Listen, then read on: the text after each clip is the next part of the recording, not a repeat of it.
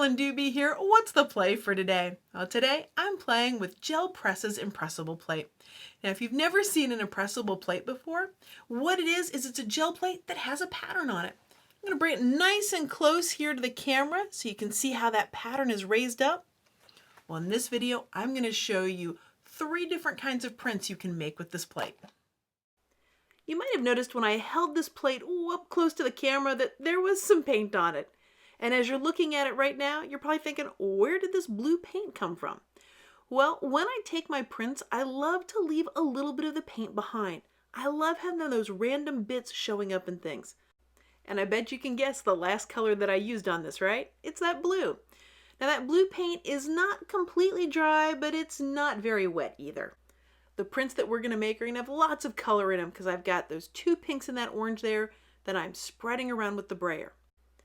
As I'm using the brayer, I'm giving it a little extra pressure to push that paint all around the pattern in the Impressable. And the plate can handle that. It's got all that wonderful squish to it, so it's no problem. You just push down with that brayer and move that paint all around. Now the pattern that's on this Impressable, this one is called Repeat Circles. And Gel Press has 6 different patterns with the Impressibles, so check them all out over on the website at gelpress.com. Once you've got the color all over everything, and found a little spot that I wanted to add a little bit more to here, but once you've got it all the way you want it, then you're going to put a piece of paper on it lightly. I mean, I am just placing this like a feather, and my fingers are barely touching this. I mean, the lightest of touches, kind of like a bug walking across water, just a super, super light touch. And a light touch like that gives you a print where you see the pattern that was raised up on the Impressable, and just that. So now we've pulled the paint off of that raised pattern part of the Impressable, and we've got all that wonderful paint all around that. So how are we going to get that stuff all up? Well, not by using a light touch. For this one, it's going to be about using a lot of pressure. So once I put my paper on top of it, I'm taking my fingertips here and I am pushing down on this. I can feel the plate squishing under my fingers, and that's a good thing because that's going to help get that good contact between the paint and the paper. Now this creates a looser looking kind of print where you've got more things mingling and moving around. And notice how that blue, those little bits of it have shown up here and there within the pattern. That's the gift of not completely cleaning off that gel plate every time.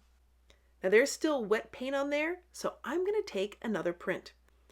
I'm putting my piece of cardstock on there, and I've been using 90-pound cardstock for all of these prints that you've seen here, and I am pushing down with those fingertips. I'm making sure that that paper is getting all around that wonderful pattern that's on the Impressable, because that contact between the paper and the paint, that's what's going to allow me to get the print. When I'm gel printing, it's usually the ghost print that I love the most, and in today's play, it's no exception. This one is my favorite of all 3 of them. Now that I've gotten 3 different prints off of this Impressable, I'm still going to get some more off of there, because if there's wet paint on the plate, I can keep taking it. Now, there's not enough on there for a big full print, but there's definitely plenty on there to create a little accent. Now the paper that I've got here, this is from cleaning off my brayer, just that scrap paper that I cleaned the brayer off on. And now I'm just going into specific parts of it, really pushing down there and pulling up that pattern. And for those of you that like to clean your gel plates, you might be wondering, how do you clean this one? Well, one of the ways is to make sure you pull up as much wet paint as you can, like what I'm doing here.